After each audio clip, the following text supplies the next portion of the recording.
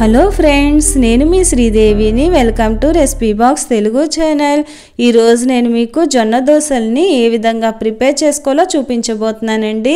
Rice అనేది add చేయకుండా చేసిన ఈ జొన్న దోశలు డైట్లో ఉన్నవాళ్ళు హ్యాపీగా తీసుకోవచ్చండి. జొన్నల్లోని ఫైబర్ కంటెంట్ ఎక్కువగా ఉండడం వల్ల బరువు తగ్గాలనుకునే వాళ్ళకి చాలా హెల్ప్ చేస్తుంది జొన్నలు. అంతేకాకుండా డయాబెటిక్ పేషెంట్స్కి షుగర్ లెవెల్స్ని కంట్రోల్లో ఉంచడానికి కూడా జొన్నలు హెల్ప్ అవుతాయండి. మరి దీన్ని ఏ విధంగా ప్రిపేర్ చేసుకోవాలో చూద్దాము. ఒక గిన్నెలోకి ఒక గ్లాస్ మినపప్పు, 2 గ్లాసులు జొన్నల్ని తీసుకోవాలి. ఏ గ్లాస్తో మినపప్పుని తీసుకున్నారో అదే గ్లాస్తో జొన్నలను కూడా తీసుకోవాలి.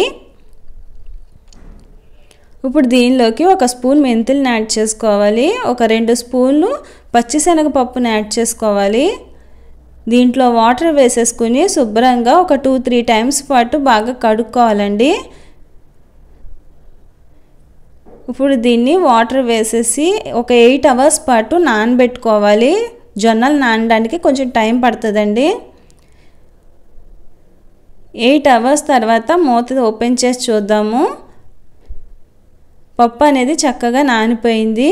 ఇది గ్రైండ్ చేసుకోవడానికి ఒక అరగంట ముందు 1/2 గ్లాసు అటుకుల్ని నానబెట్టుకోవాలండి. చూసారా, ఇవి కూడా మెత్తగా నానిపోయాయి. ఇవి 2 కూడా మనం మిక్సీ పట్టేసుకోవాలి. ఇలాగ ఒక గిన్నెలోకి తీసుకుని నైట్ అంతా కూడా ఉంచేసుకుంటే నెక్స్ట్ డే మార్నింగ్కి పిండి అనేది చక్కగా పులుసు ఉంటుందండి. ఈ విధంగా ఒకసారి పిండిని చక్కగా కలిపేసుకుందాము. ఫస్ట్ టైం ఎవరైతే మన ఛానల్ని చూస్తున్నారో మరిన్ని మంచి రెసిపీస్ కోసం మన రెసిపీ బాక్స్ తెలుగు ఛానల్ని సబ్స్క్రైబ్ చేసుకోండి. రుచికి సరిపడినంత సాల్ట్ను కూడా యాడ్ చేసుకోవాలి. పిండి కన్సిస్టెన్సీ అనేది నేను వీడియోలో చూపించిన విధంగా ఉండాలండి. మరీ పల్చగా ఉండకూడదు, అలాగని మరీ గట్టిగా కూడా ఉండకూడదండి.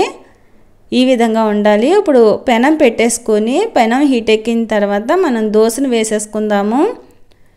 ఈ దోశని వీలైనంత పల్చగా స్ప్రెడ్ చేసుకోండి. ఈ దోశ ఒకవైపు కాల్చుకుంటే సరిపోతుందండి. దీని చుట్టూరా ఆయిల్ కానీ నెయ్యి కానీ యాడ్ చేసుకోండి. ఇది మంచిగా ఎర్రగా కాల్చుకోవాలి. ఎప్పుడూ చేసుకునే రెగ్యులర్ దోశలు కాకుండా ఇలాగ హెల్తీగా దోశలను ప్రిపేర్ చేసుకోండి. అయిపోయింది, దీన్ని తీసేసుకుందాము. ఒక ప్లేట్లోకి తీసుకుందామండి. ఇదే విధంగా మిగిలిన పిండితో ఎన్ని దోశలు కాలిస్తే అన్ని దోశలు వేసుకోవచ్చండి. మరి నేను చేసిన ఈ జొన్న దోశల రెసిపీ మీకు నచ్చినట్లయితే ప్లీజ్ లైక్ చేయండి. మీ ఫ్రెండ్స్కి ఫ్యామిలీ మెంబర్స్కి ఈ వీడియోని షేర్ చేయండి. కామెంట్ సెక్షన్లో కామెంట్ చేయండి.